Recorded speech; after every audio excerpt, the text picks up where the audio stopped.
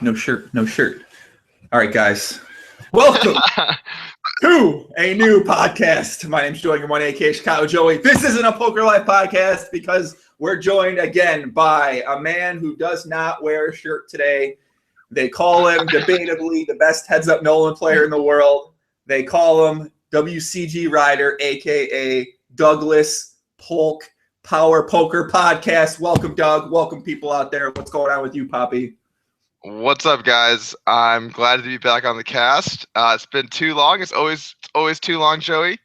And it's the same thing as always. Just kicking it, playing poker, traveling around, doing the whole high stakes thing, and trying to run it up.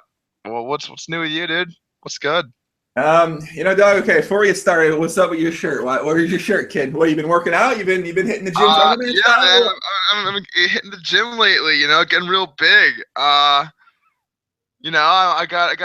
had a couple weight loss bets earlier this year. Okay. And I won both of them, but I won by knockout because they just surrendered, which is always the best way to win, right? Just end it right there. And so it's good. I lost like 20 or 25 pounds. Nice. I've cleaned the diet up substantially. I've been lifting a lot. I was watching the Lafort video series. That guy is just obviously jacked, but like he knows his stuff, And actually, I think for anyone trying to like get into health, the first thing you should probably do is watch the Lafort video series. Have you seen it, Joey? I have. Lafort. He's got Lafort. Sean Lafort, one of the favorite podcast guests that we've had on here a bunch of times. He's got a blog that has written stuff, and he also has a video series of stuff that. Have you read the written series as well that he wrote down too? I read like the intro on that, but I don't know if there was more because like let's face it, videos are more interesting, obviously. I've gone through a decent amount of the material he had on there, and I realized I was kind of making some new mistakes. So that was a pretty good learning tool for me. And I had a nutritionist like helping me with the weight loss bet, who just got second in the Vancouver provincial regionals or whatever for bodybuilding. So the guy's jacked. He's B Diddy on 2+2. Yo, shout out to B Diddy. Shout out to the nutritionist who helped to get you jacked. So what do you got? You got a six pack going on now? What do you got? You got the V? No. What? What's happening? No. We're still working on it. But hopefully, good things are happening. Good things are happening. Well, I'm sure your girlfriend Caitlin's very excited about this. Correct? Yeah. Oh, for sure. And you know what? Honestly, like I think for a lot of couples, it's like tough because when one person kind of gets into a health kick, it kind of puts the other one in an awkward spot. But Caitlin always has my back, and she's like really good at turning chicken and veggies into a variety of different chicken and veggies with like different types of healthy, sauces. And she's a great cook, and she makes most of the meals I eat. So I definitely have to thank her for the progress I've had this year, and she's a pretty pivotal role in that. Wow, man, look at this guy. You in love, kid? Or are you still? I know you're in love, right? Hey, man, I'm just calling it straight. Like facts are facts. Facts are facts. I mean, it's been a long time now. You two have been together. Yeah, like probably about 3 years. What? How long have we been together, Caitlin? 2.5, 3 years? 3.5? No, 2.5. Yeah. So holy shit, I forgot a year. Thank you. See, look at this, guys. Look at this. We're getting our protein on, if you will, right now. Wow. All protein, yeah. Hey, nobody in my room. Come bring me a protein shake, please. Thank you. Yeah, okay, all right. Great. This is how it feels like to not get the protein shake brought to me right now, man. Yeah. You in Florida right now, right? You're at Disneyland, Disney World, Disney Hall or something? I did the whole Disney World thing. That was it made my feet hurt pretty badly. I don't get how people walk around at a park for like, all day, right? Does that seem kind of weird to you? Like I'm just like, oh God, I'm like in agony. My legs are like killing me, and I look over and there's like some guy that looks like a bowling ball, just like, oh my God, Disney. It's like, what? How do you do this? I ended up just like complaining about how much my feet hurt the whole time. So other than that, it was fun. I did some drinking around the world, and it's actually funny because do you know what Epcot is? No. Tell us more. Okay. So Disney World has like 4 different theme parks, and they vary in a lot of different ways. the most important of which being which ones have alcohol. And Epcot is the most liberal on how much alcohol they have in the park, and I'd say it's one of the smaller ones, but someone's gonna like fact check me and then tell me I'm wrong. So, but it seems like one of the smaller ones. And the way that it's set up, they have like a big lake, and then like you go around the lake, and you basically can go drinking around the world essentially, which is pretty sweet. And we went to Japan, drinking around the world, and we get to Japan, and it's Japan, and like my dad messages me, and and my dad messages me, and he's like, Doug, wow, it's so great. I know you went last year, but I didn't think you were gonna go this year. And I was like, oh, I was in Florida. And then that happened like a bunch more times, like people like excited I was in Japan, which is like kind of funny because normally when people are like, oh, cool, you went to this location, I'm like, yeah, it was pretty sweet. We checked it out. What up? Got to know the culture. But this time I was actually just like in America, like waiting for a tournament. So, but Epcot was cool. There was like a lot of like enjoying different countries. But yeah, I just can't recommend Disney World as a fun poker player activity. Yeah, I was confused because I thought you were at Disney World and then you were in Japan. I was like, what the fuck? I was like, how the fuck did he get to Japan so fast? Dude, this kid's fast. He's fast. He's just like in and out, just in and out. Yeah. Okay, guys, we are live streaming this. Comments or questions are welcome. We got someone in the chat asking for some cocaine. This is not the drug. Nice. What up? This is not the drug podcast. I gotta relieve you for the day. You gotta take off. It's fine. We'll see you next time. And this is the Power Poker podcast. This is not the drug deal, buy some cocaine podcast. So questions, comments, Go ahead, leave them in the chat. I see we got. I thought I must be in the wrong place. No, I'm just kidding. When you start getting on that Brian Hastings diet, you on the what do you start on the cocaine or something? The Brian Hastings diet, aka too much. No, I'm just kidding. He's a great guy. Honestly, Ryan's a great guy. I agree. Other than the recent allegations, and actually, Joey, what are your thoughts here on the whole Brian Hastings multi-accounting? Because that was a pretty big deal in the poker community, right? I think it was a big deal on 2+2. Okay, but I mean that's still like pretty big. Like 2+2 is one of the biggest. I mean, it's the biggest online community, right? And it still has like a lot of sway in the live poker world. People know about 2+2, Joey. Like that's the place you go. If you're gonna make a post about someone doing something, it goes to 2+2. Like I think it was a pretty big deal. I think that's true. I think from the people I talked to in Vegas while I was out there, pretty much no one I talked to really cared. I mean, I think it's like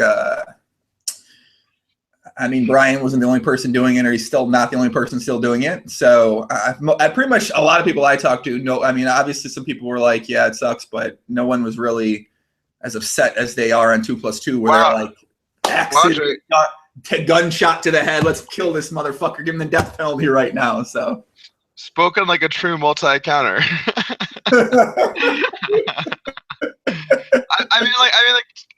I think that like his strategy overall was pretty bad. Like, I mean, I don't multi-account, but I also feel like if you were going to multi-account, letting everyone know that you're multi-accounting is just like, I don't know. Dumbest things ever. Yeah. I mean, like, why would you do that? I mean, I remember like I played him, I don't know, like 4 months ago or something, 5 months ago. He's like, yo, just so you know, what's up? And then he like lets me know. And then I'm thinking like, how are you gonna just get away with this? It just takes one person, and like honestly, it's like one person loses a bunch to you, reports you, and then like tries to get their money back. And I mean, amongst men, it's whatever. Like I'm not gonna report him or say anything. I mean, I lost like 100K to him or something. But there's so many people out there that just like aren't gonna be trustworthy. Like, why would you put yourself in that position? I don't understand. Yeah, I don't fucking know. I don't understand why you tell people. And it was probably a poor decision on his part. Correct. I mean, he's made a couple poor decisions so far, but he's made a ton of poor decisions so far. He made a couple. I mean, he's been saying some crazy things on Twitter, but overall, I think he's in a good place. I mean, if you talk to him, he seems pretty happy. So I don't know. Yeah. Like, No, for sure, for sure. And honestly, like he is a nice guy. Like when you meet him, like he's happy, he's upbeat, like he's funny. I think he's a good guy. He just you got to be a little more GTO on your online poker strat, yeah. Well, he won a couple of bracelets, and now I think he's a professional live player and a professional investor and a professional. I don't know, man. He's doing a lot of cool things. It sounds like so. Yeah, it's cool when you start doing well because you get to have a lot of opportunities. And I mean, he's done really well before. My understanding is he had a couple down years, in between the whole winning the most money ever in one day and this year. So it's always good when you have like the stories of people like turning around and getting back to the top. And I'm happy for the guy because there's way more stories of people just getting smashed to the bottom and then staying there. And Joey, to keep it real, I put a lot of them down there. I put a lot of them like it took many souls had to be broke. I know one person you put down there, kid. Now goes by the name.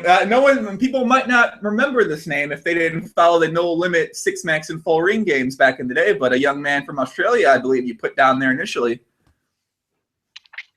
Oh, I know exactly who we're talking about now. And actually, to be honest, he was probably winning money while I ran through him. But I went from 3-6 to 25-50 playing one person, which is really a great way to do it, because you're like, time to move to 5-10, let's play the exact same guy. Time to move to 10-20, okay, we'll play this guy again. And Wobbly AU. And I actually, hold on. Let me see if I can find this for the chat, just because like this is a great pick. Hold on.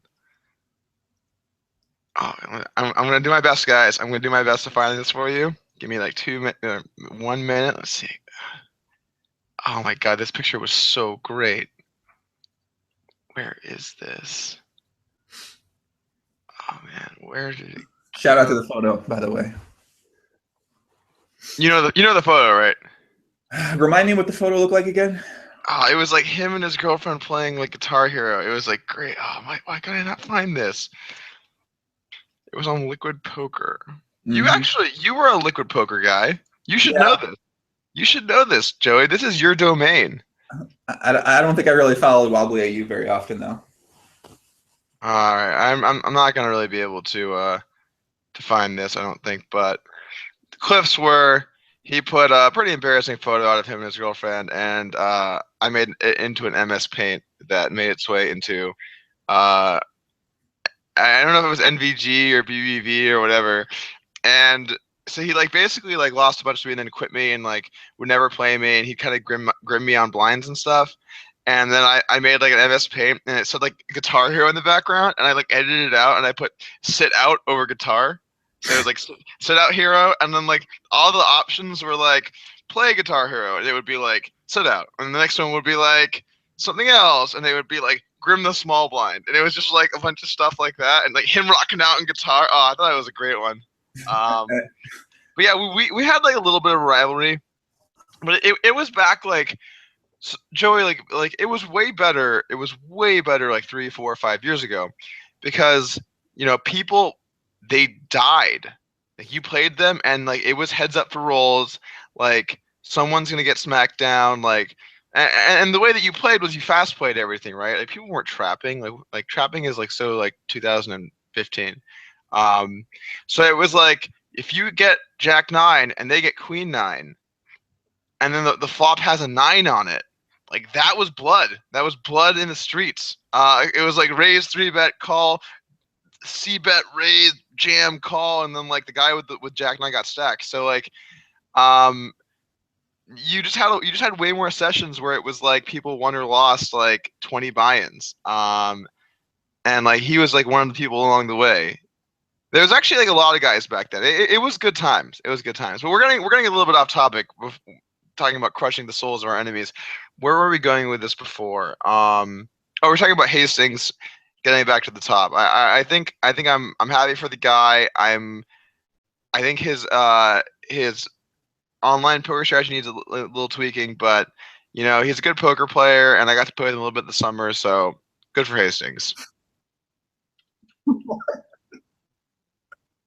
Would you say you think his online poker strategy needs a little bit of tweaking? Is that what What's you up? said? Did I hear that right? Poker What's strategy up? needs a bit of tweaking? Yeah. I mean, his multi-accounting strategy. Oh, okay. Well, I mean, I think the strategy's simple. You don't tell anybody. Yeah, that's a pretty big tweak, though. All right. Oh, Poppy. Oh, like cola mosa. What were you saying about popular? You think when I say Poppy to people, I'm like it's a term of endearment. mean, like lay you down, Poppy. Lay on the bed, Poppy. Let me show you what I got. Like, what are you talking about right now? Yeah, that's what I think of. Whenever you say it, I feel like it just has like a very directly homosexual vibe, and I mean, there's nothing wrong with that at all. Like, I don't have a problem with that, Joey. Like, it's your podcast. I'm just a guest. I'm just here like once every few months or year or whatever. But that's what I always think of. And I've had so many people ask me like, Doug, what's up with the Poppy thing? Can you explain it? And I'm like, I don't know, man. I feel like Joey. He's Joey. Like, what are you really gonna say? Like, I don't know. He's got a thing going. Wait, you really have people asking you why I say Poppy? Yeah, I mean, yeah. Who the fuck are these people? All right, in the chat, guys, come on. The Poppy thing. Anyone?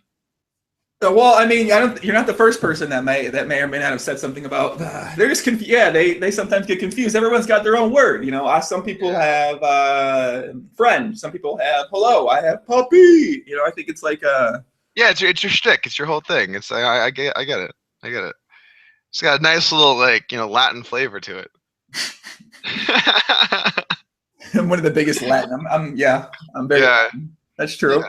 Have you people in the chat are asking about this? So allegedly, Joeingram1 went over to Manila, was invited over to play with the Dur game, and lost allegedly $5 million, according to a tweet he made. Have you heard about this? Yeah. I mean, I heard about this not from Jungle, but just in the in the news, in the media. Just on 2+2, the most common poker forum. But yeah, I heard about it online.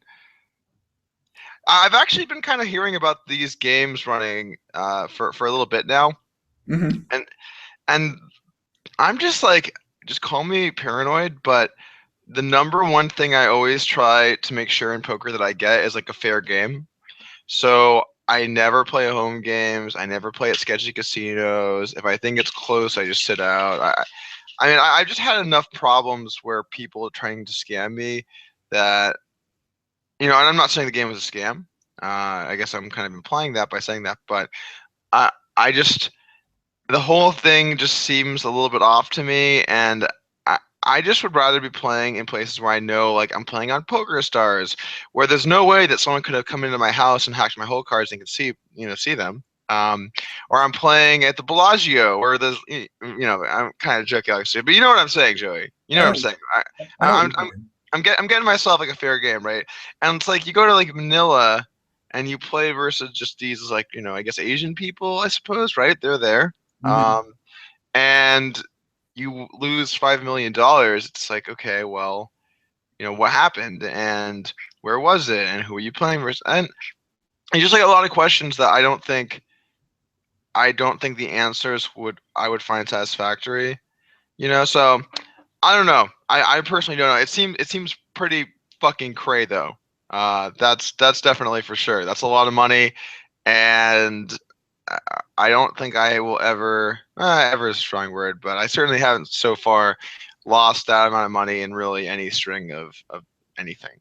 So it's pretty intense. It seems like a lot of money to go the Manila Shuffle. I think I saw someone on 2+2 said he maybe got the Manila Shuffle done, but it seems like a lot of money to lose and over there. It seems. Yeah. What's the Manila Shuffle? I don't know. Someone in the chat, someone in the 2+2 put the Manila Shuffle down. It sounded like a good word, so now I'm calling it the Manila Shuffle. It sounds cool, but I don't understand. Yeah, Max, I don't understand. I don't know what the fuck it is either. Max says, didn't someone do exactly that? Go into your house and put spyware on your computer or something so they could see your whole cards? Yeah, that's exactly what they did. I was being sarcastic. So, good call though. Good call. You're up to date. you have passed the 2+2 um, Dateline quiz of what occurred 2 years ago. So you get a gold star, Max Chiswick.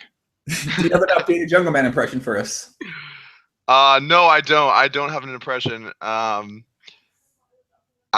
really don't. I guess what I should really say is I won't. I won't do one.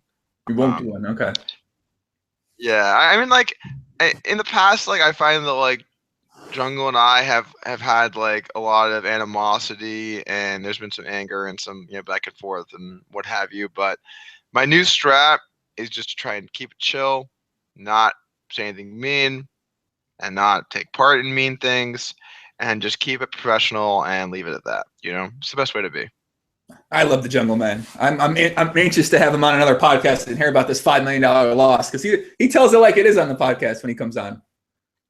That's good. It's the only way I tell the podcast, man. It's the only way. Tell it like it is. Say what's up. Speak the truth.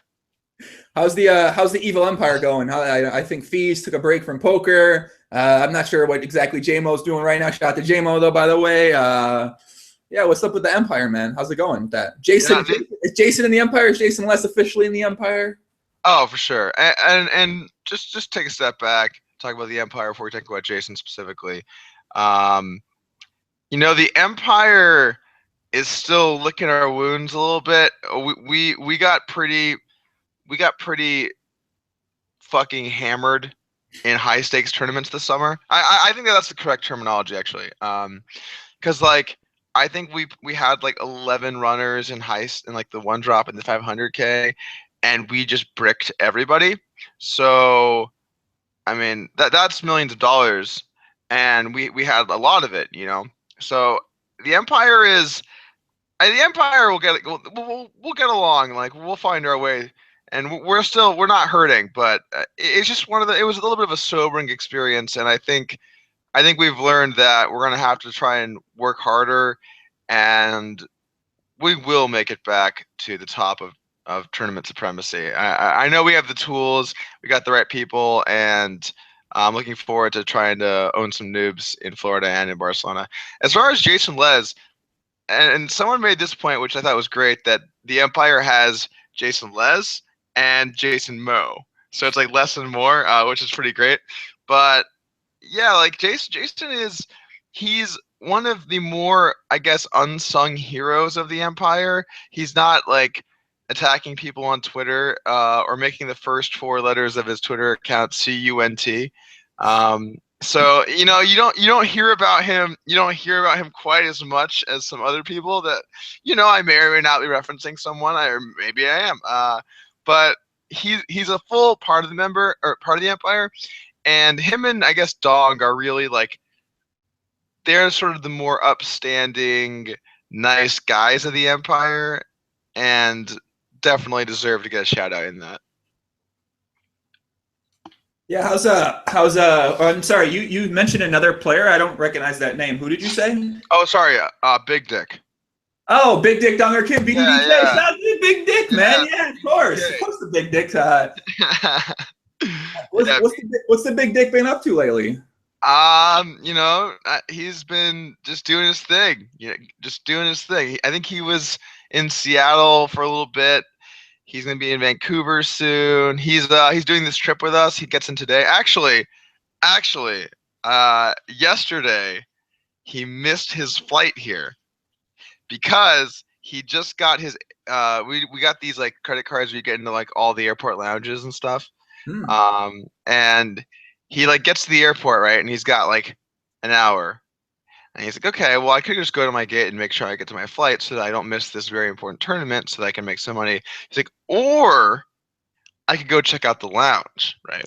And so he's like, okay, clear play, check out the lounge. Checks out the lounge, makes himself a nice pancake, enjoying all the amenities, and then he realizes his flight's in 10 minutes and he missed his flight. So, I mean, like he should be right. Like there should be like Donger Kim's face like right behind me right now.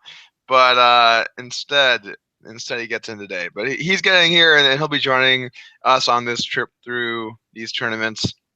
I think this fall the Empire is going to be kind of locking down the online streets. I saw somebody ask me in the chat earlier, why I have not been sitting at PokerStars, and the reason is, and I didn't really tell any people this, but PokerStars is illegal in America, so you can't play it there. So that's why you haven't been seeing me. I've been, in America. But I think for the fall, I'm going to be in Vancouver. And Joey, come on, we hung out in Vancouver. Vancouver is a cool place, right? Vancouver is awesome. Yeah. I love Vancouver very much. It's my second favorite city. Wow, what's your first? San Diego. Yeah, that's legit. I said yesterday my favorite city was San Diego, so we might have a very similar list in what cities we enjoy. Can we get a roster list for the Empire? Yeah, that's a good that's a good point, Nathan. A roster list. That is let's think about this. So we've obviously got the standard five. We got me, Jason Moe, Ryan Fee, Jason Les, Don Kim, Jimmy Chow. He's more of an online guy, but Jimmy Chow. You don't know Chow Chow? Who's Jimmy Chow? Shout out to Jimmy Chow. I don't know who Jimmy Chow is though. Tell me more about Chow Chow, dog. It's really. I mean, he's just an online. He's an online hustler. Actually, it's funny. So I knew him back when I was like 13 or 14. I made a clan in Warcraft 3, which is kind of like a StarCraft strategy game. And I was looking for good players, and I recruited him there to be a shaman. I was the chieftain of, because I was running the streets. And ever since then, we've been friends. And he moved in with me like 4 or 5 years ago, or I guess 4 years ago. And he's just like one of my good friends. But the thing is, he's Asian. We got a lot of yellow in the Empire. We got a lot of yellow, and so they're a little bit less out. Unless you're Jason Moe, you're a little less outgoing. You're a little more reserved, and I think it's a little bit hard to get your name out. Actually, someone told me the other day, and I'd never heard this term before, Joey, but someone told me that Jason Moe was a Twinkie. And do you know why he's a Twinkie? No, tell me why. Because he's yellow on the outside, but he's white in the inside. Is that a thing? I don't know. I guess that's a thing. And I was like, see, when you say Twinkie, the first thing I think of is twink. Because the first 5 letters, I was like, what is going on here? But apparently it's a thing. Urban Dictionary, it's actually a thing. People use that term. And Fees and I, about 3 or 4 years ago, we let J-Mo be an honorary white person. So in my book, he is as white as it can get. Okay. Is anyone else in the Empire? What about that one guy? What was his name? He had trouble, I think. Wow, Joey, what about that one guy? Asian Flushy. What about that guy? Is he in the Empire too? Is it like a joke? I don't know. Is he? I'm not sure. I have no idea. You're smiling and you're covering your face, so I can't tell. Was that a joke? No, I'm serious. Is he in the Empire? Oh, okay. Oh, you're serious, dude. Obviously not. I mean, come on, give me a break. Wait, didn't he do the Claudico challenge with you guys? Yeah, but I mean that was based on being selected for playing Heads Up and L. In fact, he's one of the Empire's biggest rivals online. I've played him more hands than I've played almost anyone. I guess yeah, he's up there. I guess the people I've played the most versus are obviously Sauce, Isildur, Wilhasa, and then Flushy's probably number 4. Maybe Kanu, but those are the top 5. He's a rival, dog. He's a rival. You just asked me if a member of a rival street gang was in my street gang.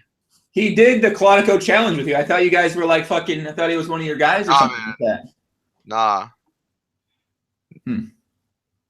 Does he still play on PokerStars? Good transition. Last I heard, he was taking a little vacation. That's the last that I heard. But maybe he's back. I'll have to check and see. You think he would tell people if he's back, or you think he would keep it to himself? This is rapidly becoming, how do I handle multi-accounting on PokerStars? Come watch the third episode of the Power Podcast so you can know when you make your new screen name what to not do. No, I don't know, man. I really don't know. I'm sure that if he does or doesn't or whatever he decides to do, he will keep it more on the DL and not be such an idiot. And actually, wasn't it JMO on this very podcast that fucked him? Isn't that correct? Actually, it was on a live stream, but a similar thing. Yeah. Yeah, I mean, I think he's already done his time from this podcast. I'm not gonna bring him back up. But dude, the Empire is small, man. It's tough to get in. Like, oh well, sorry, and I almost forget. We have a seventh member, of course, Pratush Badiga. We can't. What are you talking about? No, you can't just grab like you can't just start. What? You can't just. I was thinking about online players. I was thinking about online players. You cannot just grab Pratush into the fucking. Oh, come on, Pratt. Come on in, man. Yeah, you're on a rapid rise to the top. Yeah. Come on to the Empire. You'll have you in, sure. Come on, man. That's not fair. What the fuck? He's on the squad. You gotta be fucking kidding. Poor Pratush. Come on in here. Yeah, Pratush. Actually, someone asked me. They said, Doug, how do I join the Empire? And I was like, well, you can't just walk in, unless you're Pratush Badiga. So he's fully on there, and he brings a lot of intelligence to the group, a lot of hard work, and a lot of work ethic, and maybe he doesn't have quite the same level of like douchebaggery as some people. He's got a little edge in there. So I like it. I think he was a great pickup. Do you know what Pratush's nickname is, right? No. They call him PLP. They call him what? PLP. Why is it PLP? Pussy loving Pratush, because no one loves pussy more than Pratush Badiga, man. Whoa, damn! I did not know he was the PLP. Yeah, his nickname's a PLP. He's been on a couple podcasts here. We discussed the nickname with him. He confirms the nickname is true. I've seen the nickname in action. I've seen it myself. I know it's true. Wow. Damn. All right. Well, now I learned a little bit about Pratush. PLP. Dude, and you got to give the Empire credit where credit is due. We are all about the acronyms that are sexual-based things that are now our nicknames, right? We got the BDDK, we got the PLP, we got the cunt e-cakes. We got, what do you want, man? What do you want? What about girls in the Evil Empire? Is there any? I mean, Joey. Of course, you can't forget the head of the Evil Empire, DP. You got all the little acronyms going on, like everything going around. Yeah, it's good stuff. That's true. Are there any girls going to be in the Empire anytime soon? Maybe what about maybe? I'm trying to think of someone who's pretty good at poker. That's a girl right now. That might be in the Empire. What about Kitty Qual? Kitty Qual could be in the Empire.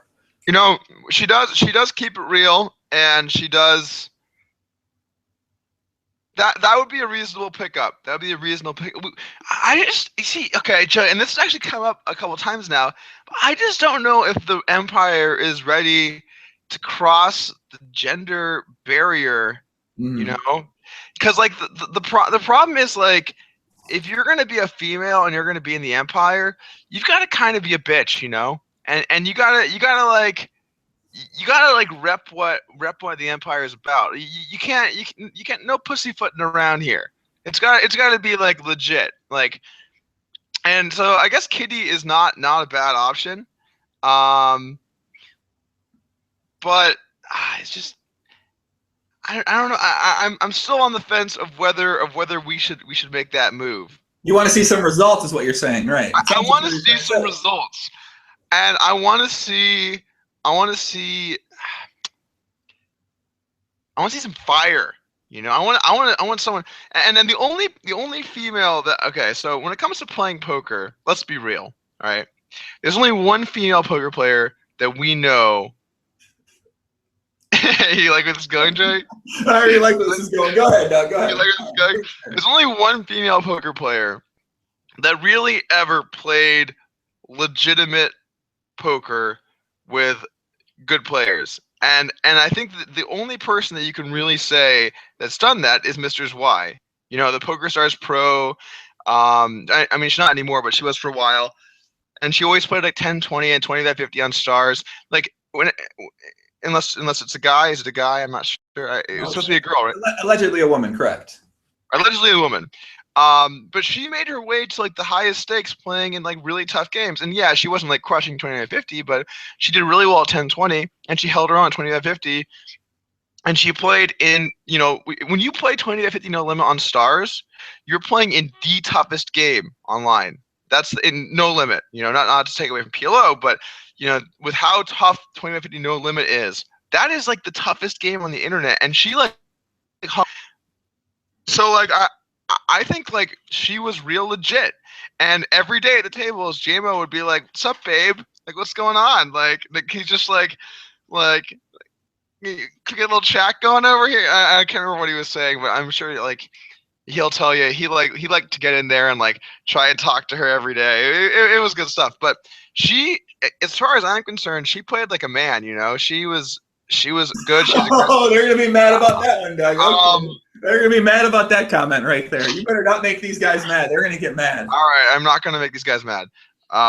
Actually, I might make these guys mad. Actually, I probably won't make. All right, now we're doubling down. I got a little coffee. Okay. And I like my coffee how I like my coffee. So bang bang. Okay. So you said Mr. Wise plays like a man, is what you just said, correct? Yeah. I mean, the problem was she. Oh, Jamie was in the chat. Oh, and he called Mr. Y. Oh my God, I didn't even see he was in the chat. Sick. But yeah, like the only problem with her game was she would randomly like have these tilt moments where she would just kind of flip out and do random stuff. But yeah, she was really good. She was a really good poker player. And I think you kind of also have to represent the poker playing side to join the Empire. So, we'll keep our eyes open, but it's a lot. It's big shoes to fill. Is there any up and coming male poker? What are you going to get Fedor Holes in the Empire maybe too? Why don't you grab Fedor? He's kind of up and coming as well. Works hard, smart kid.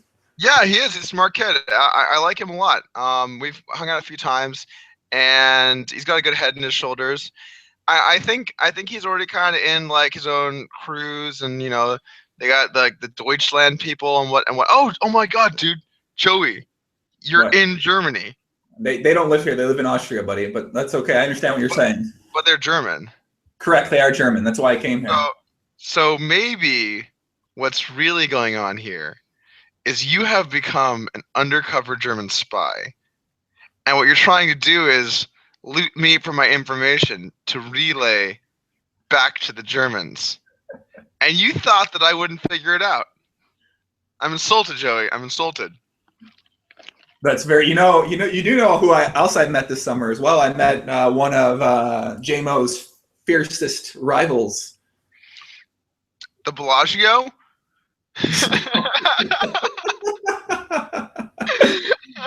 One of his fiercest German rivals, who I like a lot too. Which oh my God, are you talking about? You must be talking about Max Altergott. That's got to be it. I am definitely talking about him, correct? Okay. Yeah. By the way, for what it's worth, I've played Max a lot, and I don't approve of some of his online ethics. Like, I remember this one great moment where this fish was playing versus someone, and he just comes in the chat. He's like, "Hey, fish," like whatever the guy's name is. Let's just call it. We'll just say Jason, just 'cause I have no idea what his name is. Hey, Jason, come play versus me. It'll be a lot of fun. Like, I know you want to play me. Like, come over to my table. And like, it's like, dude, give me a fucking break. Like when a fish chooses someone, they are the chosen one. They pulled Excalibur out of the stone. Like that's their fish. Mm-hmm. And like. You don't just like come to their table and start asking to like, I just feel like that's in poor taste, right? And there's been like a few things that are kind of like that no, it's not like you're breaking any rules, but it's just kind of like a little unethical. And JMO has responded in full force with way too extreme of a response with full hashtag AltiCunt at all opportunities. And so having met Max, like yeah, there's maybe a few too many girlfriend makeout sessions, but overall, like he seems like a nice enough guy. But JMO is not letting it slide. He has standards, and he's keeping us up to those standards. Did you just say there's been a few too many girlfriend makeout sessions? Yeah. I can Yeah. get it. I know you're comfortable with that one. Don't worry. I can understand. His girlfriend, this woman too. Joey, I didn't come on here to call a club a spade. I came on here to call a spade a spade. We're gonna keep it straight. And there's probably been a few too many of those, but he still is a good guy. Like when I've chatted with him, I can tell he's a nice person. It's just like, sometimes hashtag AltiCunt. It's like, what are you really, what are you really gonna say? I don't know, man. He seemed like a nice kid, though. I didn't realize he was so young. I think he was like 23 or 24. Oh wow, I didn't know he was that young either. Joey, you remember back in the day when we were the young guns? Yeah, that was like 7 years ago, buddy. 7 or 8 years ago when we started playing. We were the young guns. We were the up and comers. Mm-hmm. We couldn't even legally drink. I think I was 22 when I met you, I believe, or 23 or 22. Okay, I couldn't legally drink. Yeah. We were still like, we were new, we were fresh. I was like, man, I'd hate to be one of those old 24-year-olds that's like over the hill. Like I'm like 19. I'm like running shit. I'm like got the world. I had the whole world. It was in my hands, man. The whole world. Mm-hmm. And now I'm just like some old dude. And also it's funny because the reverse thing happens to me now. Like I get told, okay, so like for example, and this was a great conversation. I'm talking with Summer, right? And like we're talking about online poker, and then he's like, well, yeah, but you're just like way old. I'm like, come on, man. Like, I don't think I'm old school. Joey, am I old school? Tell me I'm not old school. You're old. You're pretty kind of old. I mean, you're old school for playing online poker. Oh, God. But anyway, he was basically just like, yeah, like, I wouldn't know all the people because, like, you're just so old. And I'm like, what the fuck? And I look at my table, and there's, like, 4 people at my table that, like, I would consider to be, like, old school legends, And I can't remember their names. But people that were around, way before me. I mean, I think maybe even Phil Galfond was at the next table over. People that have been around like for a very long time, mm-hmm. and like I'm getting now just lumped into the category of old people, and like I just don't want to be in that category. Can I be like mid school or? I think like I don't think I'm old school. I'm sorry, I don't think so. And even if like some kid that's like 22 years old comes along and like says I'm old, I'm still like I'm in the middle, man. I'm like I'm in the middle. Maybe I'm delusional. I don't know. I mean, I guess you're kind of old school in that you've been playing for more than 5 years, but you're like middle school. I mean, old school is probably like 30 years, so you've got some ways to go, I believe.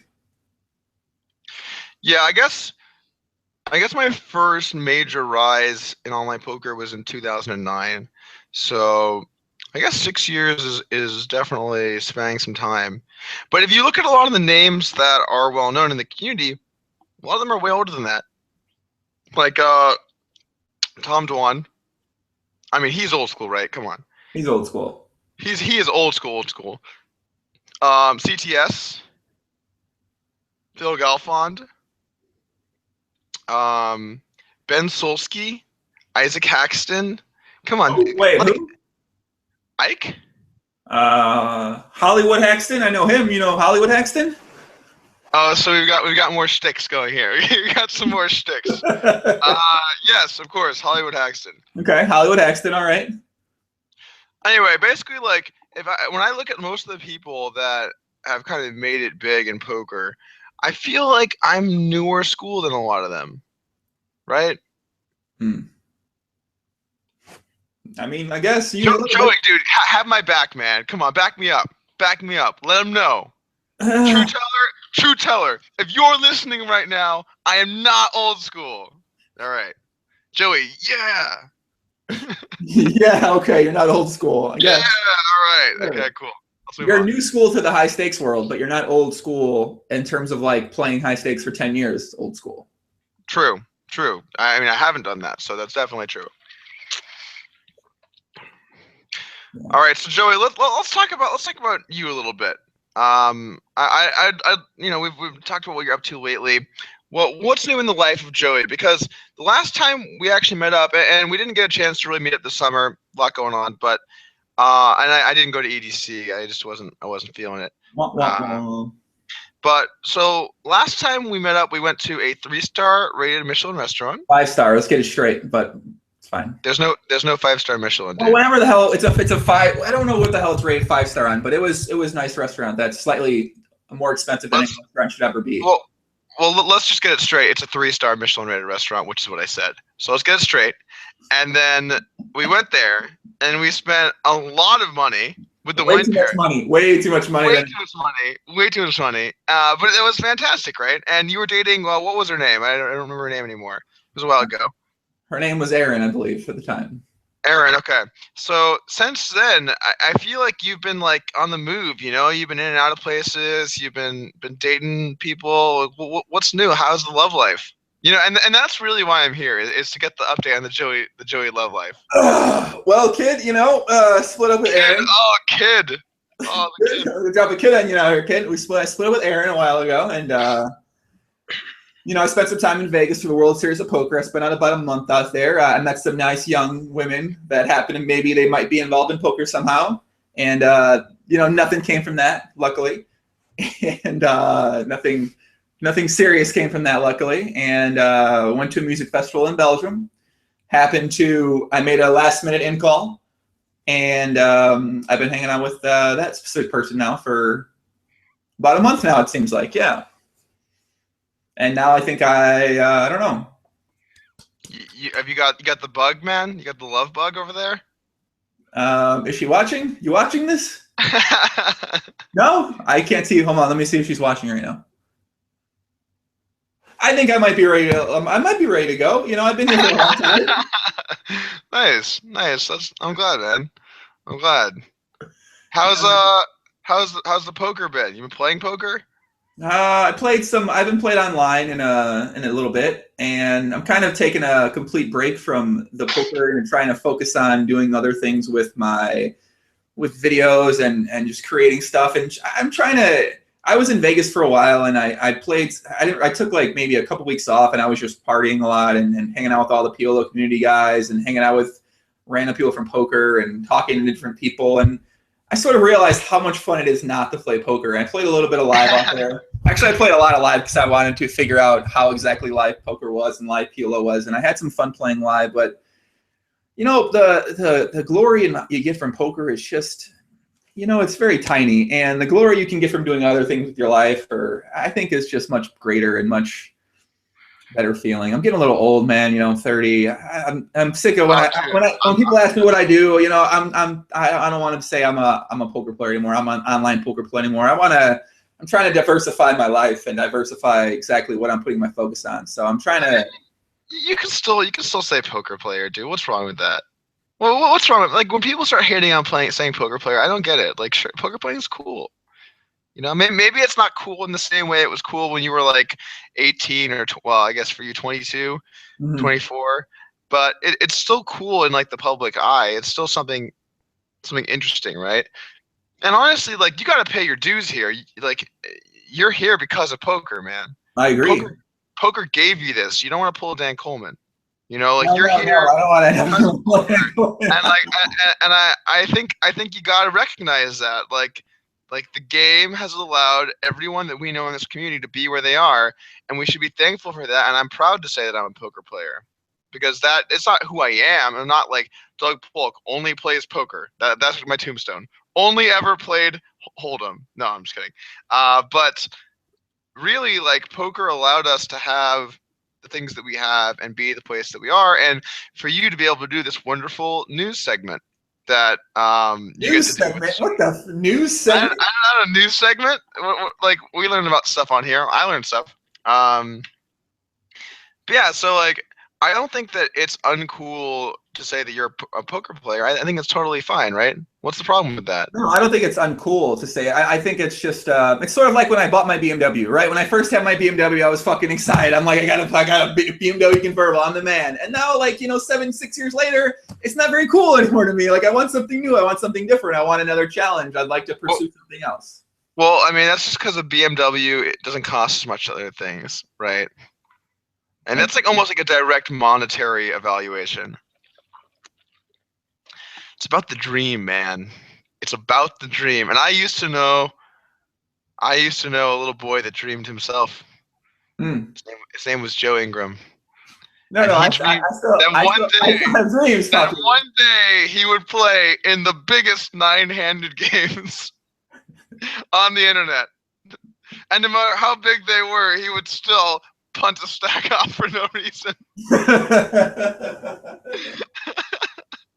Now we're bringing back the old days when you used to stake me 50 cent $1 on one too. Where has that little boy gone? I kid. I mean, I think it's great, by the way. I think it's great that you found something that you can really put your creative efforts into, and I think you're really good at it. I think you're great at interviewing people. I think that you've gotten a lot better at it as time has gone on. Like when I compared this interview to when we did our first one, like I can see that you're just a lot better at the overall flow of conversation, and I get to talk without you interrupting me. It's great. It's great. You've gotten a lot better. But no, I think you do really good at this. So I think it's a good fit, and I'm glad that you have found something that you can channel your efforts into. It's cool. Yeah, I think I have some other, and I think as I've been putting my full-time mental energy, I'm just thinking about different things. I mean, there's a lot of different things you can do with video. Internet. What do you say? Are you there?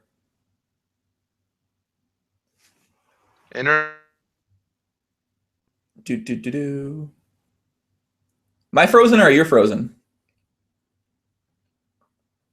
I can't tell if I'm working. My internet's working, so if people in the chat, can you tell me if it's me or if it's on Doug's side, por favor? I think it's on Doug's side, actually. Let me see. Test. Okay, my chat's working. Doug, are you there? Hello? Are you there, Poppy? Are you there? I'm here. I'm back, I think. Okay, I think you're back. Yeah, I think that was your side. I was worried it was my side, but it's your side. Might be Doug's side. Let's get some shout outs till he gets back, boys. We got Tyler Benz. What's up, Tyler? We got my boy Wim. What's up, Wim? Max. What's up, Max? Show of Force. What's up, Force? Puppy, Papito. Let's see. Apes guys. What's up, Apes guys? Victor. What's up, Victor? J Woo. Wolf. What's up, Wolf? Welcome back. Tom Mikovaloff. News segment. Yeah, news segment. What the fuck is that shit? Matt. What's up, Matt? Puppy. Hello. You back, Doug? Yeah, the internet here is awful. I do not know what just happened, but it's the Hard Rock internet. Hello? Hello. You got me? You hear me? I got you, Poppy. I got you. Right. You were in the middle of something. You were in the middle of something great there, man. Can we channel that shit again? Oh God, what did I say or not say? Because I thought I said it all. Actually, maybe you did say it all. Never mind. I think you were talking, right? I was talking, correct. Okay. So you were in the middle. So hopefully you can remember where we were going with that. I mean, I just said I think it's cool. I think it's cool what you do. Oh, I think it was more along the lines of I think it'll be good for myself to. That's debatable. I'm not sure if it's be good for myself. I think it'll be cool to focus on putting all my mental energy, focusing on different videos I can do. There's a lot of traveling ideas. There's a lot of like videos with other poker players, like live type things, ideas that I have in mind that I can do. I've sort of been inspired by other genres and content they put out that involve the like sports athletes. They just did something on Jason Kuhn, for instance, like Poker Listings did something for him, and it was okay done. I thought it was good, but like similar ideas like that. I mean, there's a lot of written ideas. There's a lot of things that are about. I thought it was okay done. Is like basically just saying you thought that it could have been better. It definitely. I mean, I thought the overall like story it told could have been a lot better. Yeah, I think with Jason, there's so much more to tell about him. It's just like they told. I mean, I understand they directed it towards like the recreational fans who are going to get really excited. Oh God, my internet's going out again.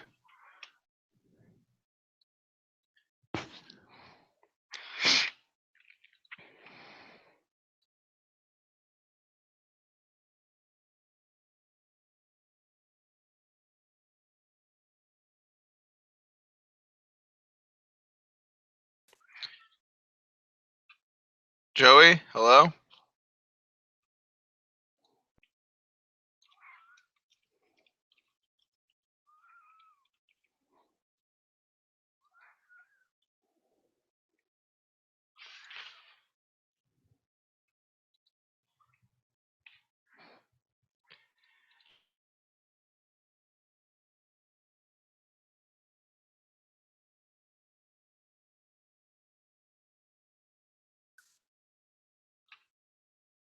Hello.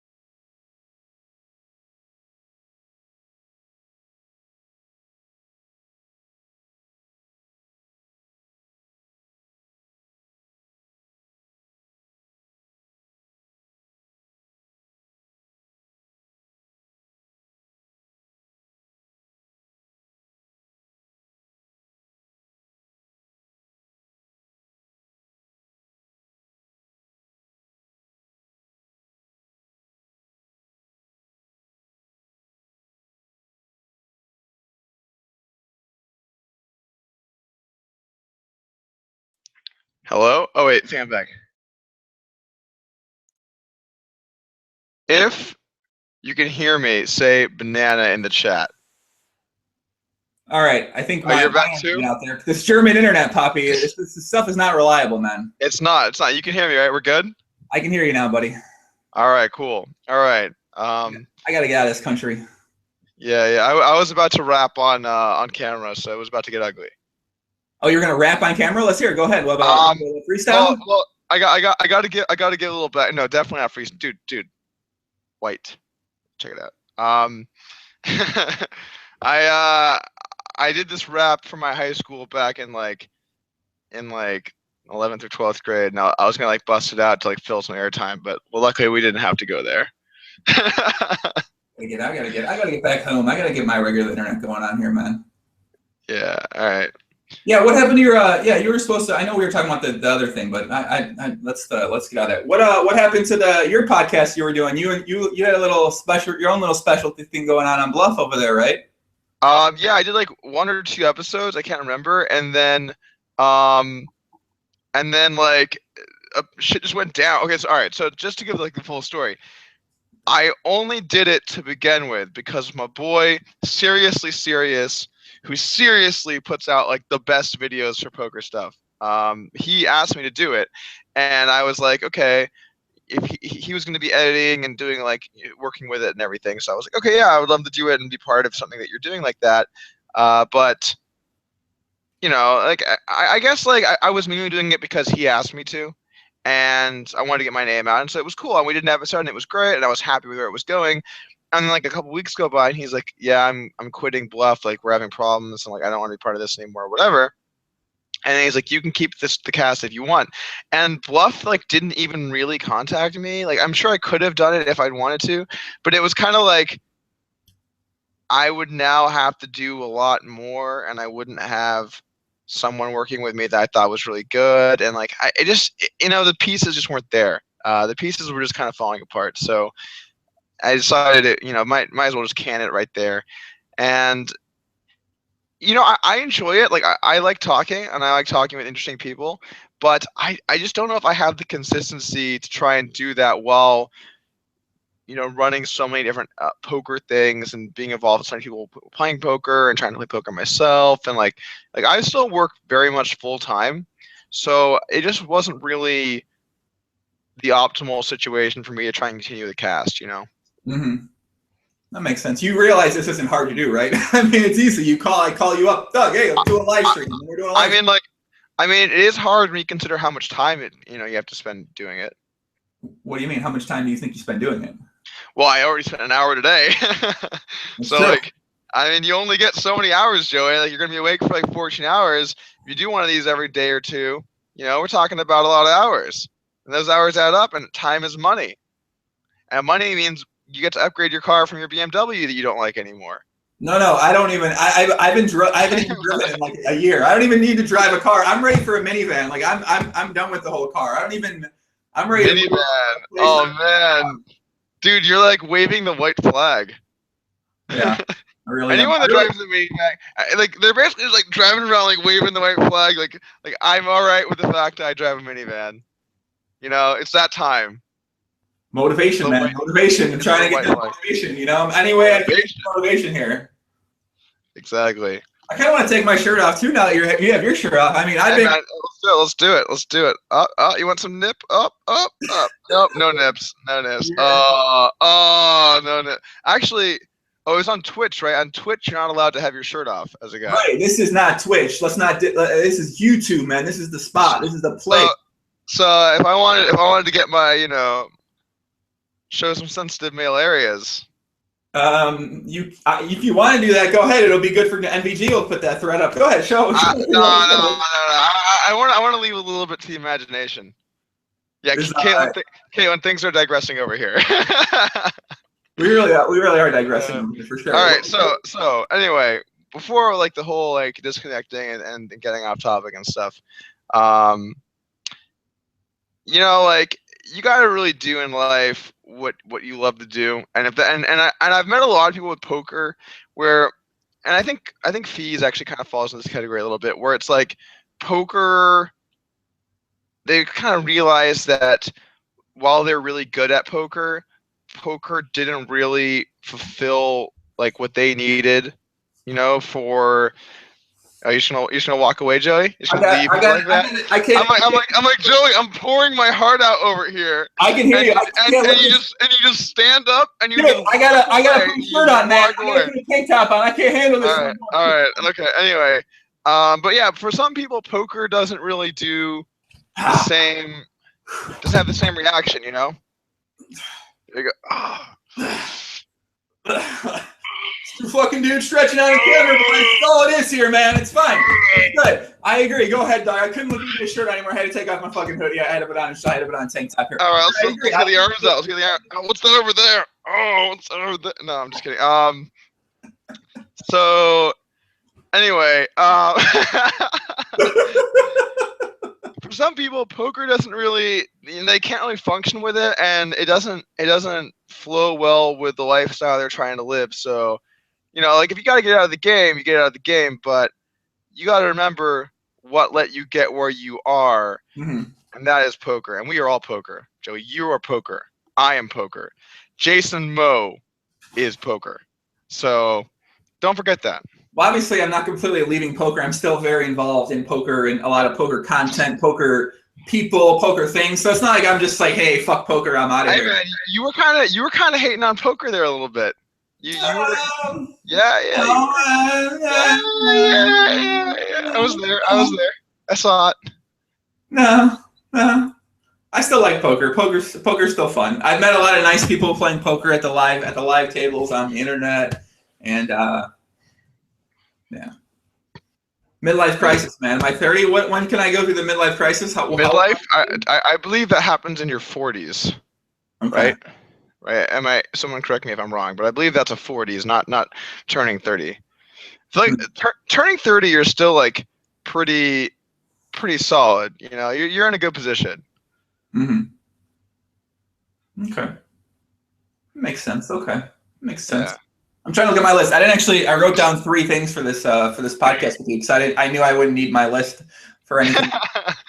There was, I mean, we don't need to talk about that. Do you still think you're number one heads up Nolan player, or debate? Or is it debatably, or do you still actually officially think you're the number one heads up Nolan player? Well, I have a lawyer friend, and we got in an argument where, and I'm serious, they actually said this. So this is lawyers, guys. But they said that technically anything is debatable. So like you could say that, saying the word debatable is, you could say that about anything. Like you could debate 2 + 2 isn't 4. You're wrong, but you're debating it, so it is debatable. So like I don't like the semantics there, because like if you want to get super technical, everything's debatable. But I would say that I am undebatably the best heads up NL player. So yeah, I would say I'm still kicking it. I'm sure that like actually, am I sure people are gonna take a shot? I doubt they're even gonna take a shot, dude. They're shook. They're hiding. And like the other thing is like, I think that there are other people that they would play. Like they know that like BDDK is ready to like rock their world, and like I feel like they're gonna go for him before they go for me, right? My boy Jason Les, like he's holding it down. Carry Cakes is like he's in the mix. Like we got the boy, we got the crew. I actually, what I love? There was something that the Swedes told me. That they call our group, and they said, "Yeah, we call you guys the Polk Boys." They're like we're like the Polk Boys holding it down in the lobby, and I'm like, all right, I can get behind that. So I don't even know if like there's any up and comers. I don't know. I haven't been checking the landscape lately. Maybe there are, but I feel like I would have heard more up to this point. So yeah, I think I'm still sitting on the throne.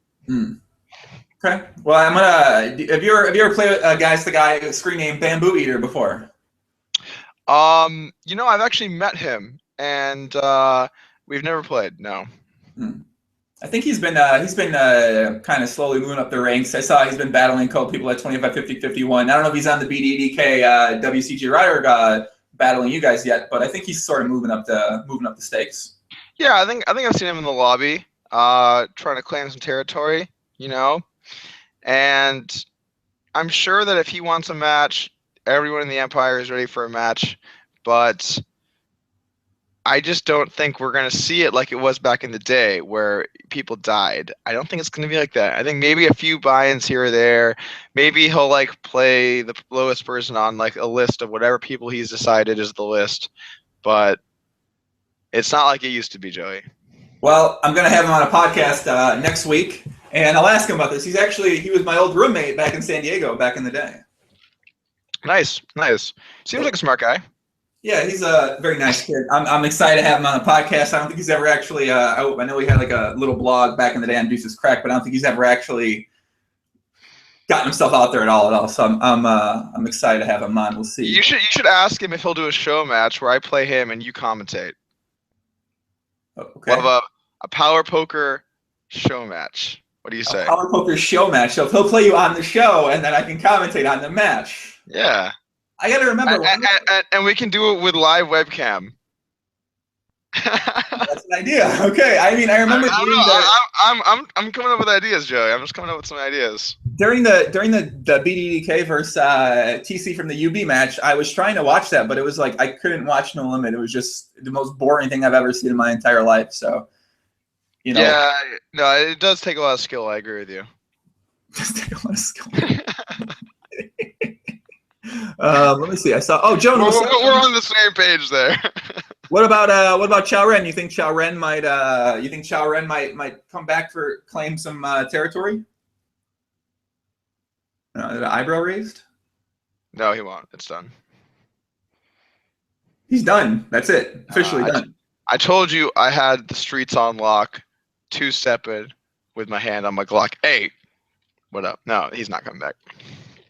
Okay, what do you think about Hollywood Haxton? You think he might come back? If anyone's coming back, it's Hollywood, But like he's gonna come back and pick his spots. Like I know how he works. He's gonna pick his spots. He's gonna play like the people that he will play the people that are the worst he can play. And he's not going to come after people that are specialists unless he really feels like he's improved in some areas. So, I'm not ruling out that he might try and play, but I think it's unlikely, and I think that he will be trying to play a lot of other people before me for sure. Okay. So it sounds like you got who are the best players right now in Heads Up No Limit? Who are the guys? Who's the top five? I mean, like, there's like two categories of people. There's the Empire, and then there's not the Empire. Okay, let's hear the not Empire top five then. I mean, why even call it top five? I guess whatever. You know what? I'm not up to date, man. I've played like no Heads Up NL this year. I actually don't know. I mean, like, I would just be kind of making up names. I don't know. Like, I guess I wouldn't know, dude. Well, I don't know either. I was hoping you could tell me. So that's how I know. I mean, like, the thing is, in past years, I've been like playing people, watching the lobby on Poker Stars, you know, seeing people play versus me, looking at hands I've seen shown down, checking out the HSD, the high stakes start on 2+2, checking out HSDB. You know, I'm staying on top of my reads, but nowadays I'm just kind of like, Like, it's just like no one that's really gonna play me, and like I'm not that interested. So I don't know, man. I don't know. It sounds like there's a shot. It sounds like people out there got a shot. You might be slipping a little bit. You're not staying. I'm slipping. They might be. I'm actually tumbling. I'm tumbling down the hill, and I'm just waiting for the next person to just like come along and just like end it. You know, I'm seriously, the next person, they're just gonna end the whole thing. I don't know. If you're hearing this online, 5100 Heads Up, end the whole thing right there. Okay, well, we'll see if someone steps up to the plate. You played in the Super High Roller Cash game in Vegas, right? Yes, I did. That was the 2 Queen of Clubs flop. Correct. Yeah, that was they streamed that on Twitch, right? And Jimmy was commentating on that, I believe. And how'd that go? How was that? How was that experience? I lost like $250,000, but I had a good time. It was fun. It was fun, honestly. And the 2 Queen of Clubs thing still just shocks me.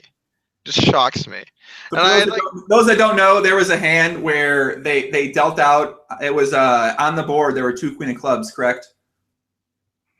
Yeah, there was 2 Queen of Clubs, and everyone was like, "Oh man, like they for sure knew." Like they were just like acting like they didn't know. Like when you see Queen Queen Ace all black, you just like auto recognize that as like, unless you have a flush draw or something, or a vector flush draw, and I didn't. I had quads. No, I'm just kidding. But unless like you have the flush draws, you're just gonna always recognize that as being Ace Queen Queen two-tone. You know, you're not looking like, oh, it's the Queen of Clubs and the Ace of Spades. Oh, and the Queen of Clubs. Like you're not thinking like that. You're just like, okay, flush draw, Ace Queen Queen. You know, and like afterwards, like, yeah, it seems so obvious. Like the flop comes out and there's just 2 goddamn Queen of Clubs out there. But then like in the hand, like I remember like when I was looking at the board and looking back at the dealer and then the board and then the pot and then like the board, and then like I just got this like overwhelming feeling of like, holy shit, what is going on right now? Because like 2 Queen of Clubs just like blew my mind. It like blew my mind. Like I looked at it and I was like, no, and then I looked at it again and I was like, and I had to like triple check, look back and forth, and then like, because like, have you ever seen that before? I've never seen that before. No, I've never seen that in live poker before, or online poker. And it happened in like the highest stakes game on TV, on air. You know, like what the hell? Like, how does that happen? So what do you think the explanation for that was? I think like so. Oh, actually, I ran through the deck with the guy running the game afterwards, the floor manager. The King of Clubs was missing. So I guess like 2 Queen of Clubs got stuck together and there was no king. And because it was still 52 cards, the shuffle master wouldn't recognize that there was anything missing because it still was a 52 card deck. It just happened to be that queens were a lot more valuable than other cards because of how many queens there were, and especially a king. If you tried to play hand with a king, you were going to lose some money in that stretch. Wait, was this deck in play the entire time or something? We probably played about 10 hands with it. Oh wow. Okay. Yeah, there's 10 hands where people who tried to play kings most likely got owned. But what are you gonna do? Sounds like a version of the Manila Shuffle that was happening in this game. Classic Manila Shuffle move right there. Classic. Like some people keep talking about you and Roble. Something happened? You guys have some sort of like beef? Play heads up. What's up with you and Andrew Roble? Well, so first off, okay, so just to kind of put this in perspective, we were playing Laud and Thinks, and I had to guess how many Spanish words that Roble knew. And I mean, I feel like as an American, and I know Roble's an American, you should have, at least some ability to know words like burrito, or taco, Barito. or papi, no, or count to 10 in Spanish, or like casa. I could go on. There's a lot of like extremely basic words as an American. So like, and there was no rule set on it. So if you could count to 30, you got 30 words, And I was asked how many Spanish words I thought Roble knew, and I think I set the line at like 130 or something. And then Matt Kirk was like, "Dude, it's not even 80. I'll bet you 5K it's not 80." And I was like, "I don't want to bet. I don't know Roble at all." And he's like, 60 words. And he's like 40 words. And he's like 30 words. And I'm like, no. And then he says 20 words. And I look at him and I'm like, 20 words? 20? I mean, come on. Like, how are you an American and you can't say 20 words, right? Like, you should be embarrassed if you can't do that. So I'm like, all right, booked 5K.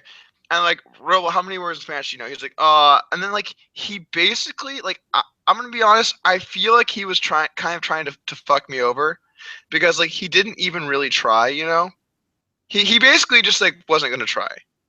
So like, if he doesn't try, like, I lose. So in retrospect, it's a bad bet on my part because like, if two people bet on me knowing something, I would try, like, for the sake of the bet.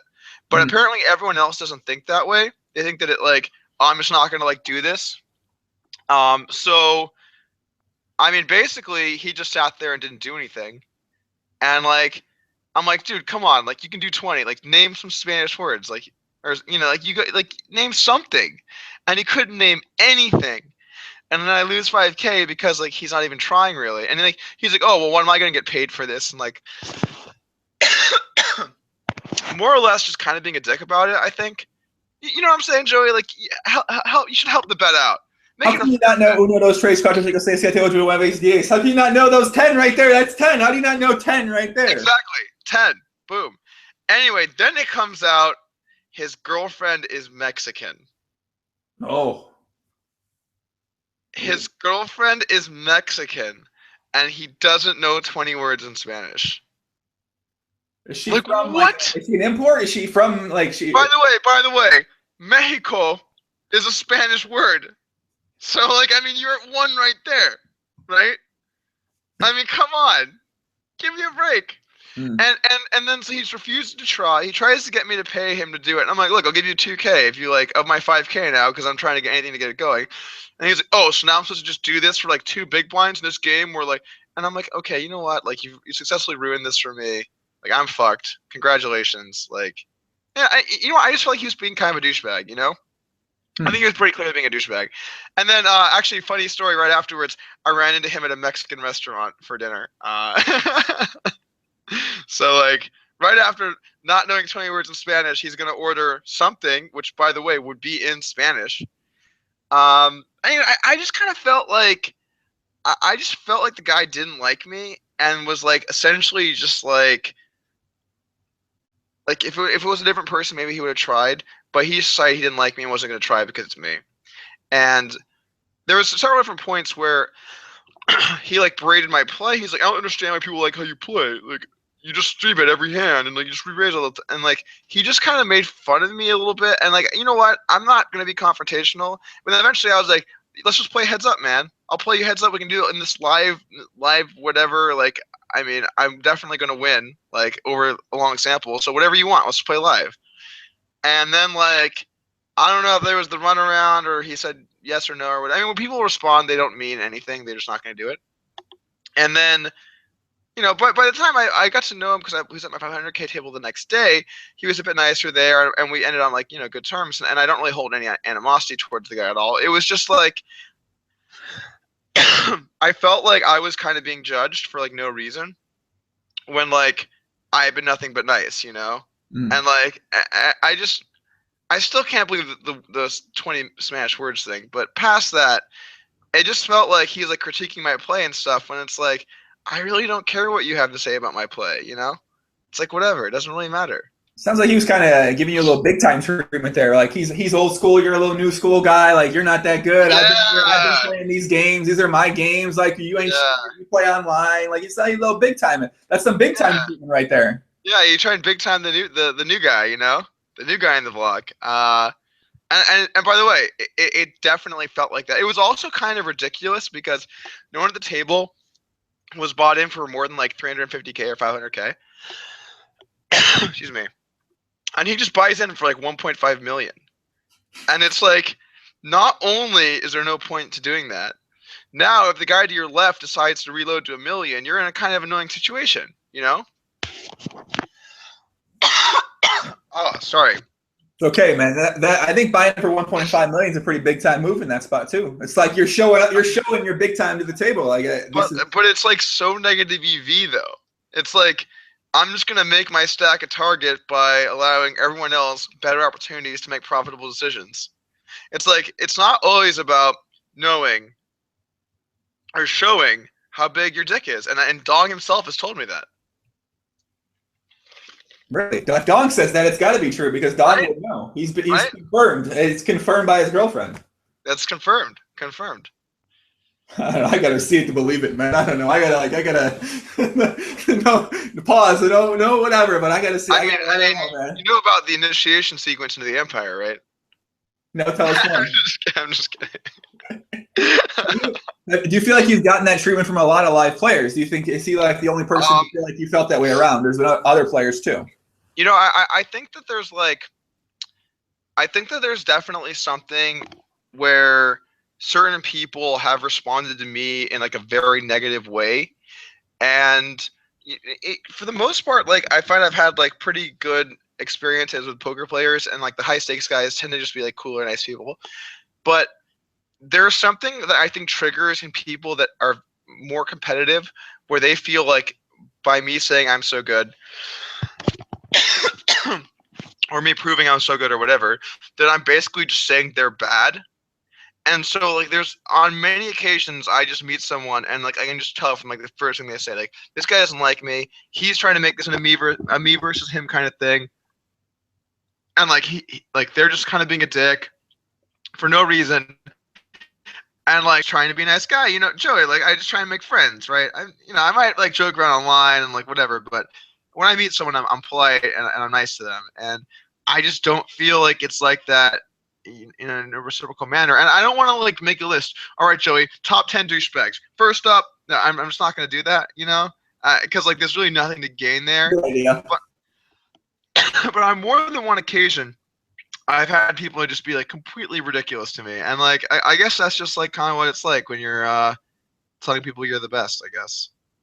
I don't even think it's that. I think it's just those people, because I have an idea of people you might be referring to. I think it's those people are like that to everyone, sort of thing. It's not even. I'm sure that has something to do with it, but they treat people a little bit poorly. I guess you could say. Maybe they don't even realize. I mean, maybe. I think there are certain people though where when you're not viewed as like a threat, like you're like a lower stakes guy, like, you know, there's people that I was friends with when I played smaller stakes, and then when you play high stakes, it's like they no longer view you as like this like guy. They view you as like your poker entity, sort of, and to where now you're a rival. So like we were like kind of friends, but now you're a rival, and like they have to treat you differently because, you know, like there's certain people like that. And I just really, you know, poker is poker, and day-to-day life is day-to-day life. But you know, you should treat people with respect. Like that's just like in person, you treat people with respect.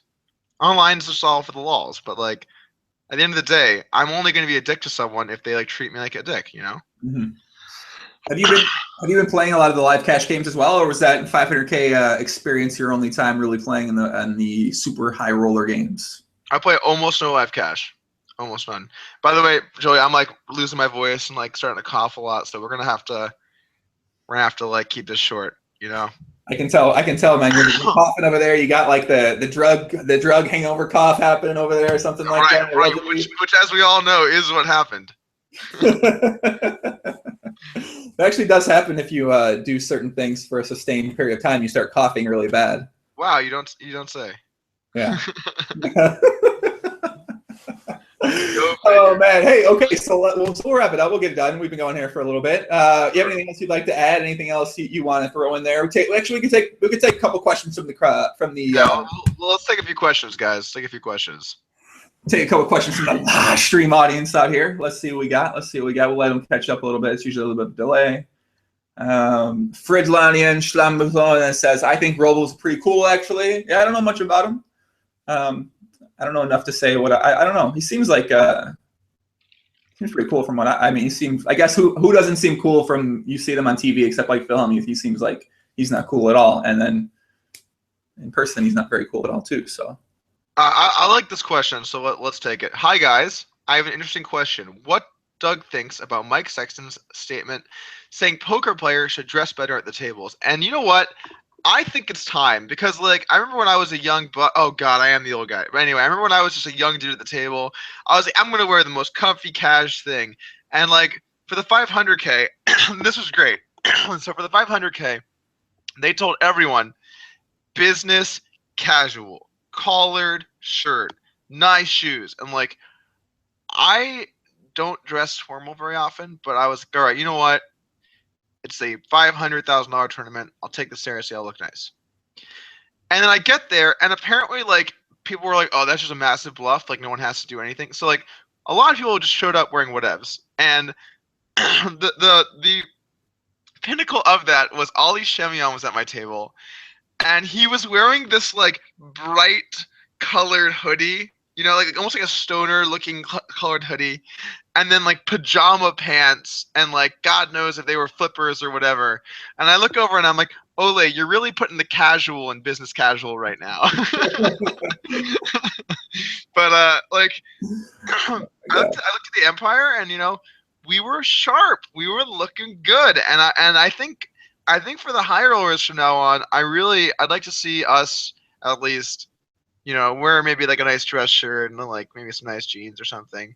But I think poker should be celebrated a bit as a gentleman's sport, and gentlemen don't wear PJs. Gentlemen dress up. They wear nice. Well, Doug, you're a great fucking inspiration and role model right now. You're not wearing a shirt on the podcast, so I mean, you're really speaking, you're really walking the walk and talking the talk. You know, so. Hey man, I'm not playing poker. You know, it's different. It's different. This is casual. That's business. Yeah, guess so. Okay. Take another question. Go ahead. You're doing Can Doug Polk do a Hollywood Haxton impression? I cannot do a Hollywood Haxton impression. You cannot do a Hollywood Haxton impression? I really can't. I'm like bad with the impression. I had to at least test it on my own first. I think Hollywood just walked in. Hollywood just walked in. Hollywood just walked in my door. Ike, you want to come on the live stream real quick?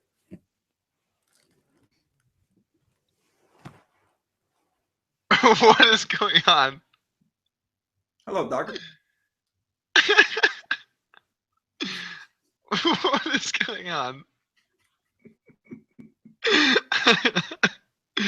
Hollywood was coming here. Hollywood wanted to take some questions, but she made him nervous with that laugh, man. I can see how Robo might have thought that way because you just made Hollywood Haxton nervous himself. He just came in here, and he's ready to answer some questions. He comes on the stream sometimes. You didn't know that? I didn't know that. Yeah, I think Ike's been on about 5 or 6 times. Yeah. Oh, sweet. Yeah, he comes on from time to time. Let me see. Let me go look at some other comments in your questions. Do you have any experience playing with Phil Ivey? Ooh. Yeah, I played a decent amount with Phil. We've not really had too many interesting hands go down. He's like mainly just played perfectly versus me. I ran a big bluff on him in the Aussie Millions that he was just like nah and just called me and like didn't have that good of a hand. And then I had like almost like a similar spot for value, and he was like, "Nah, kid's got it," and he laid it down. So I mean, he's nothing serious. He plays well versus me, and I'm sure that his like fundamental theory is lacking, but he makes the right decisions, and maybe he's got those live reads. So true. I don't really have any like very good stories because we haven't played too much at all. But hopefully that changes in the next couple of years. What about PA Pastor Antonis? He's another legendary poker player. You lost a big hand versus him, right? Yeah, I also I don't know why I get myself in these spots. But I also tried to run a bluff on him and it did not get through. But like there was a bunch of TV editing in that one, and I didn't like the way that it went down. So the way that it actually went down when I raised the river, he like started tilting pretty hard. And he's like, fuck my life, like just like getting real like, and he like has his hands. And he's like, oh, and so like I thought I might get that one through. Like he looked like this one might get through, right? But the TV editing they shut down to basically like a few like moments of him then just calling, and I was like, oh. But yeah, I played with Antonius a few times. I think Antonius is a decent amount better than Ivy. I don't have like a lot of sample to say that, but just in the brief amount of time I've played with both of them, he seems to have like a better grasp on a lot of the concepts. So he's a cool guy, and I think they're both good poker players. I just think Antonius is a little bit better. Okay. All right. Let me see. Let me see any other questions in here. I see a couple of questions, but how hard does Doug feel like he's working nowadays? He seems to have a lot of fun. I would say I work pretty hard. Like I just actually, you know what? I work very hard. I just try to keep it lighthearted when I work. Whenever I'm doing something, try to have a smile, try to enjoy things.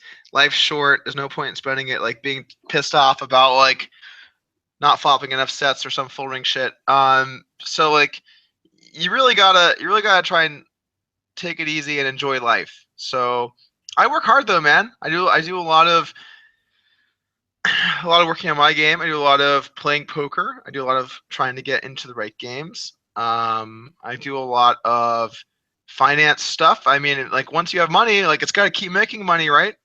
And I do a lot of work with the guys within the empire. So I would say overall, I keep extremely busy. Okay. Yeah. Someone just asked, do you still work on your heads up game? I guess that answers that question. The sun's coming out. I basically never work on my heads up game, because it's like just good, I don't need to. But I work on other things. I work on other people's games. I work, I keep busy in other ways. It's not like it was in 2010 where I was like, okay, I need to make this change and that change and this change and like these things I have to do. It's more like working with other people or playing poker myself in other areas like tournaments, Okay, I think that's a pretty good answer, Poppy. Pretty good answer. Cesar, take it easy, man. I think that's. Do you ever think we can get video game mumming? I guess this is a cool question. He said, "Do you ever think we can get like video game tournaments where the prize pool comes from sponsors? At first, in poker, I thought it was ridiculous that you paid rake to play tournaments that go on TV. Probably not." So sorry, what's the exact question here? I think the exact question is, do you ever think we can get like video game tournaments where the prize pool comes from sponsors? Don't those exist? Oh, you mean poker like video game tournaments? Poker, correct? Yeah. Oh no, I don't think that would ever happen. Why not? You need the. I mean, the buy-ins are so huge, and like, I could see. No, you know what? No, it'll never happen. Yeah, do you see poker? I mean, what do you see happening with poker? It seems like online is on the slow decline. Obviously, legal online poker in the U.S. is potentially on the horizon, but it seems like live poker is doing pretty well. It seems like online's kind of slowly. Definitely.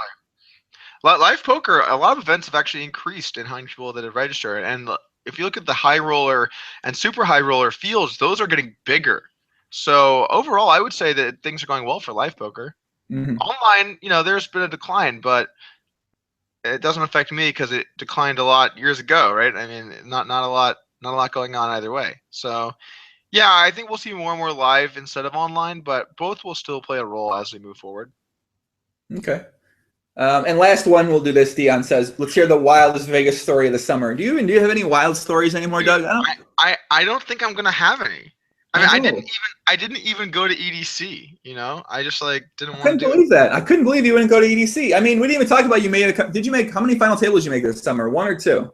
One, One with one, one with Fedor. one, I believe I. on the first day of EDC, and on Sunday of that EDC, I broke a finger. Ouch. Maybe that's because you didn't come to EDC. It's because I was lifting.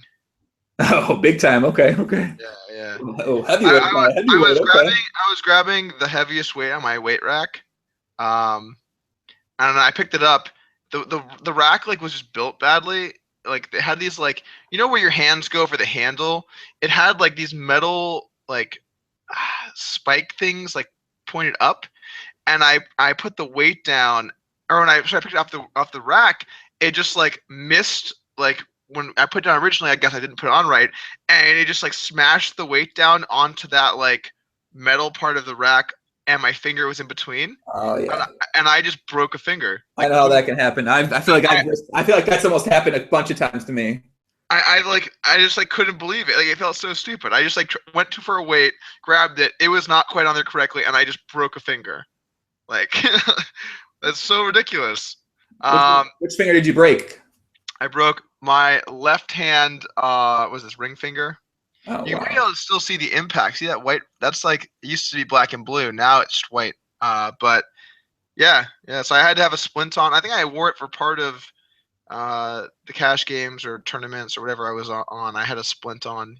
That's pretty brutal. And like the feeling hasn't quite all come back either. It's still like kind of numb. Well, I broke my pinky playing basketball. It took it about a year, a little over a year for it to totally stop. Me to stop feeling it. Damn. Yeah. Damn. I mean, it felt good after a couple months, but I still felt it when I bent it, but now it feels good. So Yeah, that makes sense. feels good. All right, okay. I was gonna say that was the last one, but this is gonna be the last one. The James Woods thing. So you played against James Wood, who's somehow being nominated for the Poker Hall of Fame, and or he's nominated as like he's like a lifetime achievement award in poker. I mean, it's jokes.jb. Right. It's whatever. But he said that playing against you was like the highlight of his life. Yeah. So awesome.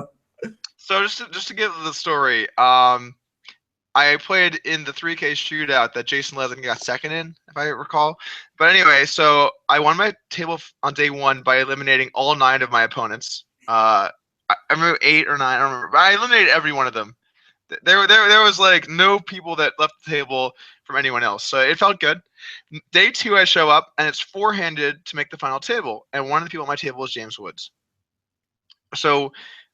And he just kicks it off in style. The guy's got style. So there's his hand, and I'm talking with Sam Stein because he's to my left, and we're like just chatting about whatever, right? And James Woods is in this hand with this French guy, and the hand goes like the French guy re-raises in pre-flop.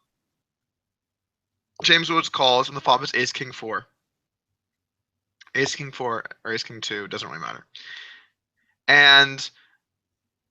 So the French guy bets on the flop, and I'm just talking with Sam still because like whatever, like this is just a hand going, who cares, live poker. And then after like a minute, James Woods turns to me and he goes, guys, like I would really appreciate it if you could be quiet right now. I have a very important decision to make. And I'm like, oh yeah, sure, like what, no problem. And also, by the way, like who that comes from is like very different amongst different people. If it's like a young guy, you're kind of like, all right, whatever, that doesn't really mean shit, right? I mean, it's just some young guy and like he just wants to think or whatever. But when an old guy does that, you're thinking like, this guy has a good hand, right? And maybe right then I should have just known like something was up, but obviously you don't. You're like, oh yeah, I'm sorry, like I didn't mean to be disrespectful, and so like I'm just quiet. And he goes in the tank for another minute. And then he announces raise, and he just like ships out a ton of chips. And the French guy shows him, I think it's either says or shows, but jacks. And then James Wood just shows him the pocket threes, and he just came in for the raise, And right then I was like, okay, this guy has some moves. Like this isn't your classic older gentleman playing poker. This guy has moves. Anyway, we get down to heads up, all right, and they have to move our tables to a different section because the current section was going to be used for another tournament where they had more players, and we were going to the smaller section. And of course, they're going to put me and James Woods at the feature table area, right? Because like that's like obviously what anyone that walks by is going to want to come watch. So we slowly start getting this massive crowd, and we're playing for hours. Like every time I almost get him, he doubles up a couple times. I mean, I'm not going to say, you know, like he did play well, but like obviously he won all the all-ins, and so it was like back and forth, back and forth. I get low, he gets low, and that it's going on for hours, you know, like hours and hours, and we're building up a massive crowd now. Like anyone in like the corner of the Rio is like overstunning this match, and like Poker News is covering it, and it's like it's turning into a really big thing for the fact this is day 2 of a tournament, you know. Mm-hmm. And the following hand goes down, and like this hand is just so brutal. But all right, the following hand goes down. So I open with King Queen, and he calls, and the flop is King Queen 10, and he leads full pot. Okay, so I'm like, all right, we finally got him. We got him on the hook here. Let's set the trap. I call. The turn's a 10. He checks, and I bet fairly small. He goes into the tank and announces a number that isn't enough for a full raise.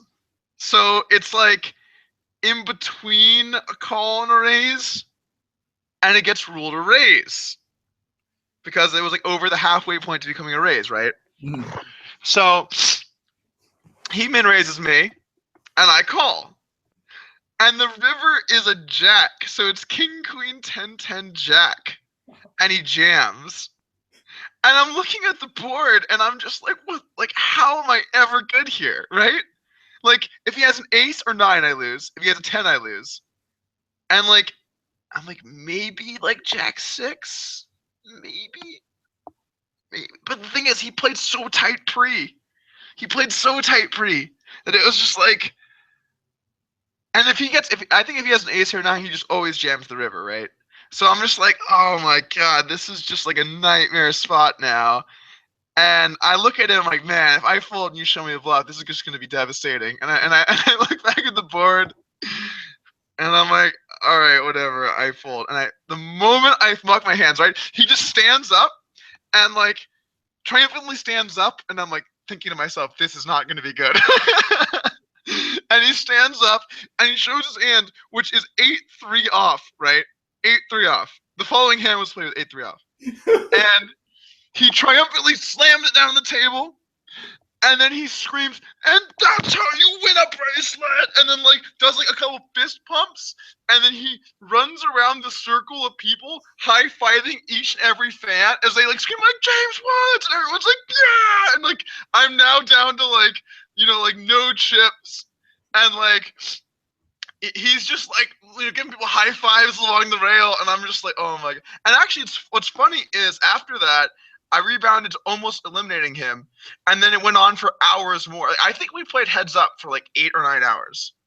Like it was like actually insane. By the end of it, we had like 10 big blinds each or something. Wow. It was ridiculous. It was well, ridiculous. Now I see why James Woods was nominated for that award for the Lifetime Poker Achievement. That's sick. Yeah, I mean that hand was great. God, so sick. Wow. Did they have video of the celebration online somewhere? I hope. I really hope. It was amazing though. Wow. I gotta go look for this. Oh, that's one of the I gotta get this guy on a podcast now, man. This guy, I mean, wow. I mean, he's been a Hollywood actor for years. I'm sure he's got a lot of swag. I think he's on the young girl grind as well too. So obviously, to be on the young girl grind, you gotta have a little something going on. So it's like the respectable older sister of the BGG. Oh, hey, okay. Before we go, I'm just gonna tell you 3 more things on the Russian podcast the other day. We did it with Alexi and Scholler ALT as a PLO player. We came up with 3 new ones. The model girl grind is for 8 or above. The model girl grind, which is 9s and 10s, and the low self-esteem girl grind, which I think speaks for itself. And he said the low self-esteem girl grind is very heavy in Russia, and we should come to Russia if we want to get on the low self-esteem girl grind. That also combines well with the model girl grind. Nice. I'm on that KGG right now. I'm on the Caitlyn girl grind. Shout out to Caitlin. Shout out to her. Has she been in the room the entire time for this? More or less. But she can't hear. She can only hear you talk. She doesn't know what anyone else is saying. Talk. Okay. Well, on that note, let's wrap it up, kid. I'm sure we'll have you on again, maybe in like a year, maybe in like 3 years. We'll get episode 4 of the Power Poker Podcast in here. But it's been a pleasure. I appreciate you coming on. I wish you luck down there in Florida. What are you doing? Do it again. You want to? Well, shoulder. I don't know, man. You might need to get to work on those shoulders, kid. No one can see you right now. You got to talk for them to see you. Wait, really? Oh shit. Yeah, there we go. Getting the shoulders in there. Wait, make a bicep muscle. Yeah, what up? Got some work to do, kid. Yeah. Okay. All right. I'll talk to you later, Joey. Okay. Leave you on that note. Guys in the chat, much love. Be back soon. Maybe me and Ant's going to do something on Monday. We're going to get a World Series of Poker recap for him. He played a lot of the high stakes PLO cash games out there. I'm still waiting to hear back from him for sure. If not, I'll let you know. Follow on Twitter, Doug Polk Poker, Joeingram1. That's it. Much love. Peace out. Adios. Como los amos a papi. Peace. Peace.